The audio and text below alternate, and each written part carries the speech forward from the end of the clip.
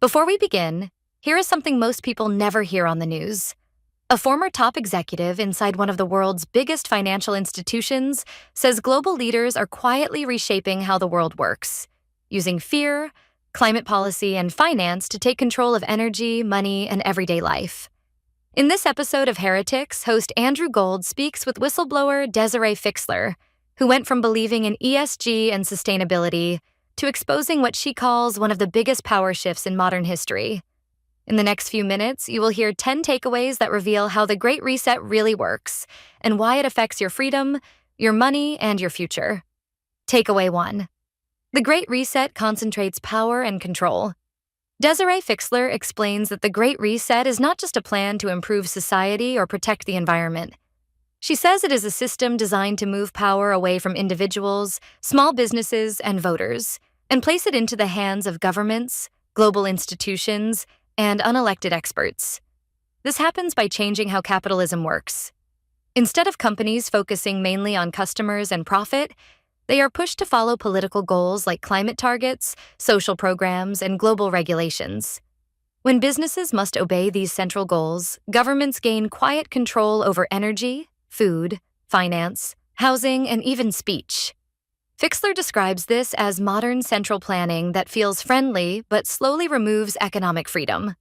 For example, if a government decides fossil fuels must disappear quickly, it can shut down local energy production, force people into certain types of cars or heating systems, and control what industries can operate, even if the alternatives are more expensive or unreliable.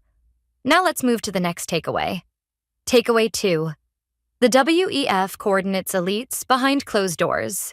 Fixler says the World Economic Forum acts like a private club where the most powerful people in business, politics, banking, and academia gather each year in Davos. Publicly, it looks like a place for open discussion about world problems, but inside it functions as an echo chamber where nearly everyone already agrees with the same ideology. She explains that there is little debate and strong pressure to follow the shared agenda. Leaders leave Davos and then bring these ideas back to their countries and corporations as if they were independent decisions. For example, when many governments suddenly adopt similar climate laws or corporate reporting rules at the same time, it often traces back to WEF meetings where these policies were promoted together. Now let's move to the next takeaway. Takeaway 3. Fear is the main tool used to gain support. According to Fixler, fear is used to push people into accepting more government control. Climate disaster, social collapse, misinformation, and inequality are presented as urgent emergencies that require immediate action. When people believe the world is on the edge of catastrophe, they are more willing to accept higher taxes, strict rules, surveillance, and limits on personal choice. Fixler says the language is always extreme, such as the planet is burning or capitalism has failed. For example, when constant headlines warn that storms, fires, or shortages are proof of climate emergency, many people support harsh policies without questioning whether the solutions actually work or whether other explanations exist. Now let's move to the next takeaway. Takeaway 4. Energy control weakens nations and raises costs. Fixler explains that net zero policies are not just about reducing pollution, but about controlling how energy is produced and used. Governments are pressured to shut down fossil fuels quickly and replace them with renewables that are often unreliable and expensive. She points out that Europe and the UK have seen rising energy bills and slowing economies as a result. Industries need cheap and stable energy to grow, create jobs, and innovate. Without it, countries fall behind. For example, if factories face high electricity prices or power shortages, they may move production overseas, leaving local workers unemployed while consumers pay more for imported goods. Now let's move to the next takeaway. Takeaway 5. The system rewards elites while hurting everyone else. Fixler argues that heavy government intervention has quietly shifted wealth upward. When central banks print large amounts of money during crises, asset prices like stocks and real estate rise. This benefits people who already own them, usually the wealthy. At the same time, everyday people face higher food, rent, and energy costs. Large corporations can afford complex regulations, while small businesses struggle or close. The big companies then buy them cheaply and grow even bigger. For example, a family-owned factory might shut down due to costly climate compliance rules. only to be purchased later by a major corporation that can afford the paperwork and legal teams. Now let's move to the next takeaway. Takeaway 6. The Great Reset mirrors old socialism in disguise. Fixler says the language may sound modern and compassionate, but the structure is similar to past socialist systems where governments planned the economy, controlled resources, and limited freedom. History shows these systems often led to shortages, corruption, and authoritarian control. She believes many leaders pushing these ideas are not evil masterminds, but bureaucrats repeating scripts that protect their careers and power.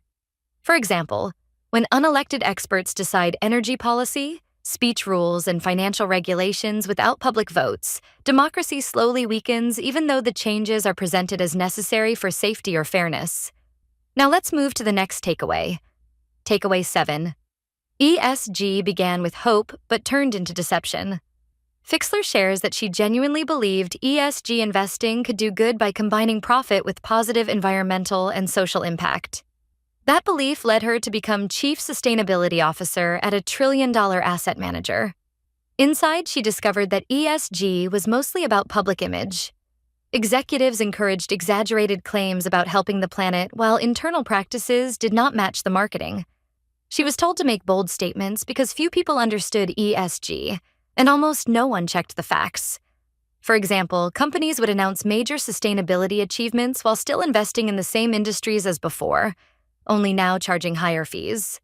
Now let's move to the next takeaway. Takeaway 8. Greenwashing became a massive money machine. Fixler explains that ESG funds were sold as special products that saved the world, allowing firms to charge higher management fees. In reality, many of these funds simply removed oil and gas stocks and heavily invested in technology companies like Apple and Microsoft. They were normal investment portfolios wrapped in moral language. The social impact was minimal, but the profits for financial firms were huge. For example, an ESG fund might charge double the fees of a normal fund while holding nearly the same stocks, quietly taking millions more from investors each year. Now let's move to the next takeaway. Takeaway 9. Everyday pensions were damaged without consent. Fixler stresses that teachers, firefighters, nurses, and other workers were often placed into ESG investments without being asked. These funds frequently performed worse than standard market investments while costing more in fees. People were told their retirement money was helping the planet, but many ended up with smaller savings. For example, a pension that could have followed a simple stock market index instead underperformed because it followed political investment rules rather than strong financial returns. Now let's move to the last takeaway. Takeaway 10. Censorship and quotas silenced opposition. Fixler explains that alongside climate and economic control came pressure to regulate speech and enforce diversity quotas in workplaces. Censorship was promoted as fighting misinformation, while DEI programs turned hiring into identity-based targets instead of skill-based decisions. Together, they created environments where people feared speaking honestly. Bad ideas moved forward because no one wanted to risk being punished or labeled offensive. For example, in meetings where everyone worries about saying the wrong thing, leaders face no challenge, and flawed policies continue unchecked. Together, these 10 takeaways reveal Desiree Fixler's core warning. The Great Reset is not simply about saving the planet or improving society. It is about shifting power upward, using fear to justify control, using finance to profit from morality, and slowly reshaping capitalism into centralized management. According to Fixler, the cost is paid by ordinary people through higher prices, weaker economies, reduced freedom, and damaged retirement savings, while a small global elite gains more influence than ever before.